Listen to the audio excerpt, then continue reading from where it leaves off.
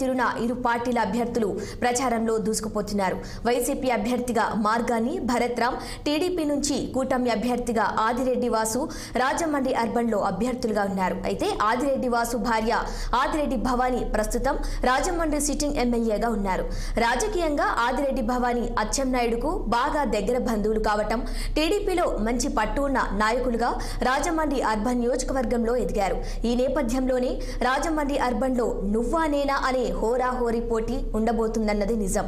ఇద్దరు అభ్యర్థులు కూడా సమబలంతో దూసుకు వెళ్తుండటంతో గెలుపుపై ఎవరికి వారే ధీమాగా ఉన్నారు. మొత్తంగా ఈ నియోజకవర్గంలో పరిస్థితి ఏంటో మా ప్రతినిధి శంకర్ ద్వారా తెలుసుకుందాం.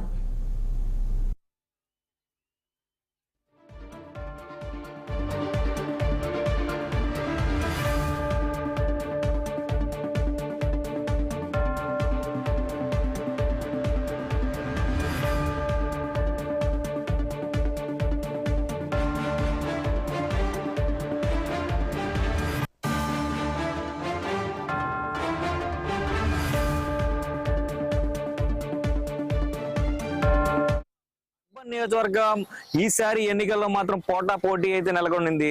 ఎందుకంటే వైఎస్ఆర్సీపీ నుంచి సిట్టింగ్ ఎంపీగా ఉన్న మార్గాని భరత్రామ్ అయితే ఇప్పుడు రాజమండ్రి అర్బన్ ఎమ్మెల్యేగా అయితే బరిలోనిచ్చారు. అయితే ఇటు పక్కన రాజమండ్రి సిట్టింగ్ ఎమ్మెల్యే ఆదిరెడ్డి భవానీ భర్త ఆదిరెడ్డి వాసు రాష్ట్ర కార్యనిర్వహణ కార్యదర్శిగా టీడీపీ పార్టీకి సేవలు అందిస్తున్న వాసు ఆ టీడీపీ కూటమి అభ్యర్థిగా అయితే బరిలో నిలిచారు.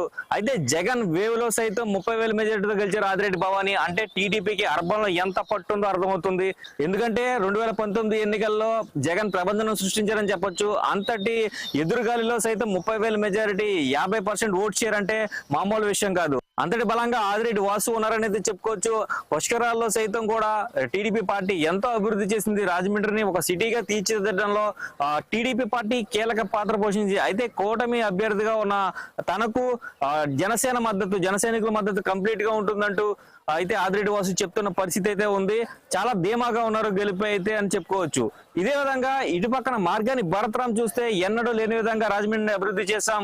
ఇటు వచ్చి పార్కులు అవ్వచ్చు, లేకపోతే డ్రైనేజెస్ అవ్వచ్చు, రోడ్లు అవ్వచ్చు, రైల్వే స్టేషన్ అవ్వచ్చు, ఎయిర్పోర్ట్ అవ్వచ్చు, ఇవన్నీ కూడా సెంట్రల్ నుంచి స్టేట్ ఫండ్స్ వరకు అన్ని కూడా రాబట్టి రాజమండ్రిని అసలైన సిటీగా ఇప్పుడే తీర్చిదిద్దాం. ఎంతకాలం వీళ్ళు ఎందుకు చేయలేపారని మార్గాని భరత్ ప్రశ్నిస్తూ వారిని నిలదీస్తూ ఇదే నినాదాలుగా ఇదే అభివృద్ధి చూసి నాకు ఓటేయండి అంటూ అయితే ఓటుని అభ్యర్థిస్తున్న పరిస్థితులు అయితే ఉన్నాయి. అయితే ఇక్కడ రాజమండ్రిలో మాత్రం టఫ్ ఫైట్ ఉంటుందని చెప్పుకోవచ్చు. ఎందుకంటే బీసీ వర్గం ఓట్లు 50% దాదాపుగా ఉంటాయి. బీసీ 50% కాకుండా మిగతా ఓట్లన్నీ కూడా 50% ఓసీ ఓట్లు ఉంటాయి. అది ఇది కలిపి ఎవరికి ఎన్ని ఓట్లు పడతాయనైతే ఎవరు అంచనా వేయలేని పరిస్థితి ఉంది. ఇద్దరు యువకులు, ఇద్దరు ఉత్సాహవంతులు, ఇద్దరు ప్రజల మేలు కోరే వ్యక్తులే అని చెప్పి అయితే చెప్తున్న పరిస్థితులు ఉన్నాయి. అయితే మార్గాని భరత్రామ్ కి కొంత సీనియర్ల పెడతా ఉంది. సీనియర్లు ఎవరైతే పార్టీని వీడి ఉన్నారో, పార్టీకి సైలెంట్ మోడ్ లో ఉన్నారో వీరందరూ సీనియర్స్ సపోర్ట్ చేయట్లేదని మార్గాని భరత్ వైపు లేరని, అలాగే జక్కంపూడి ఫ్యామిలీ కూడా మార్గాని భరత్ కి దూరంగా ఉందని, గతంలో జరిగిన గొడవల కారణంగా భరత్ కి సపోర్ట్ చేయట్లేదని అయితే చెప్తున్న పరిస్థితి అయితే వైసీపీలో ఉన్నాయి. అదే విధంగా చూసుకుంటే టీడీపీలో కూడా బుచ్చి చౌదరి గతంలో అర్బన్ నియోజకవర్గం కావాలంటూ కూడా ఎంతో ఆయన ప్రయత్నం చేశారు. అయితే అప్పుడు సీట్ దక్కలేదు, ఆదిరెడ్డి భవానీకి ఇచ్చారు. ఆవిడ ఎంతో మెజారిటీతో గెలిచారు. అయితే ఆదిరెడ్డి వాసు తిరిగి బరిలో నిలబడ్డారు. అయితే బుచ్చి చౌదరి సపోర్ట్ లేదంటూ కూడా బహిరంగంగానే టీడీపీ శ్రేణులు కూడా చెప్పుకున్న పరిస్థితి ఉంది. అయితే ఈ నేపథ్యంలో పోటీ